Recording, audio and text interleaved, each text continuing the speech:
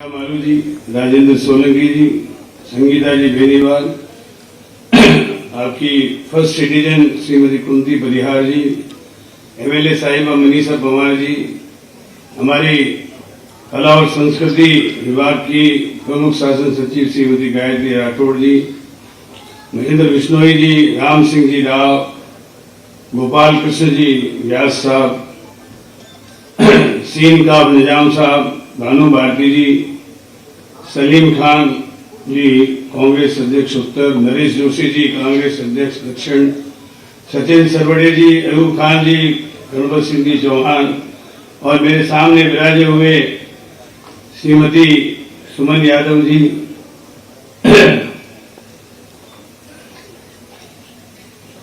श्रीमती गीता रघुवीर जी और घूंगड़ा खां मांगणिया, श्री रवि पवार जी और ऊपर से सभी देश प्रदेश के और देश के जाने माने कलाकार बंधुओं, भाइयों, बहनों, पत्रकार बंधुओं और नौजवान साथियों, राजस्थान संगीत नाटक अकादमी जोधपुर द्वारा और माननीय मुख्यमंत्री जी के द्वारा खास तौर से इस जयनारायण की व्यास के नाम से जो ऑडिटोरियम था वो एक तरह से छिन्न भिन्न हो चुका था, इसको रिनोवेट करके आज एक आधुनिक रंगमंच के रूप में जोधपुर की जनता को लोकार्पित किया गया। इसके लिए हम माननीय मुख्यमंत्री जी के आभारी हैं।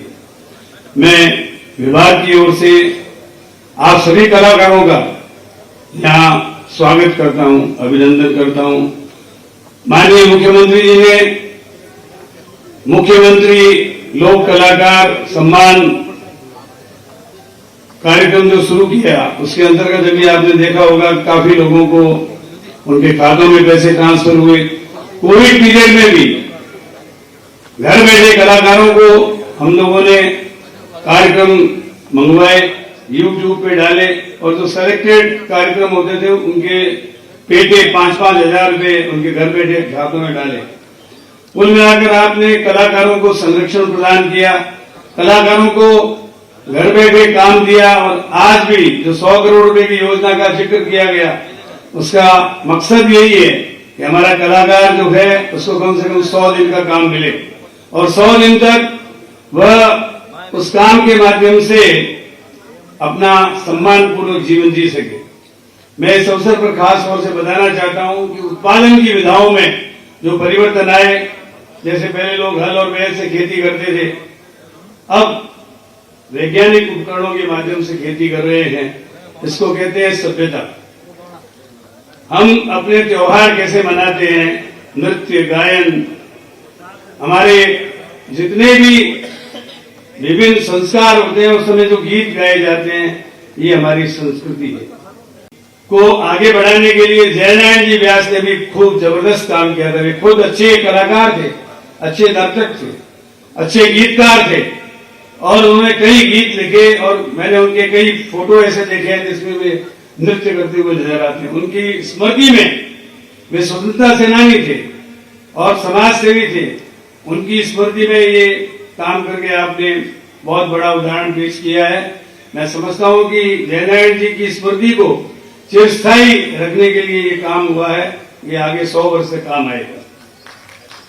मैं इस अवसर पर एक जिक्र जरूर करना चाहूंगा कि सबसे पहले शिव जी की बारात में 4 प्रकार के बाजे बजे थे, तत्, आनत, सुशील और घन।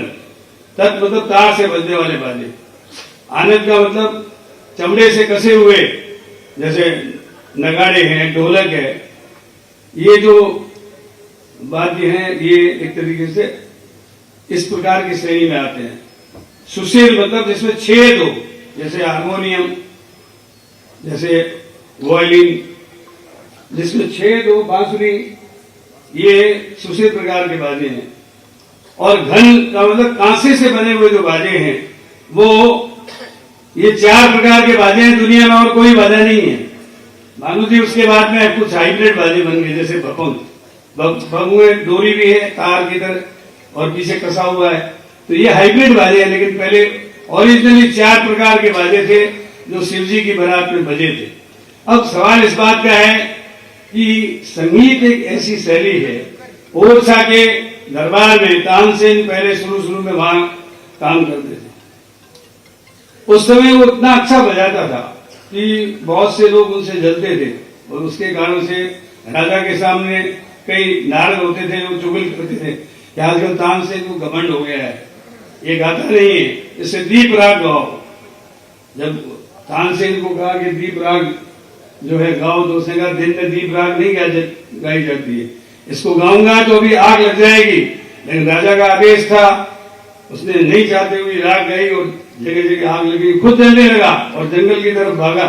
तो वहां जो कंटा चुभने वाली औरतें थी, उन्होंने देखा ये आदमी जल रहा है, उन्होंने मलार राग गाई, गन गरजे बिजुली चमके बरसे मेहरवा।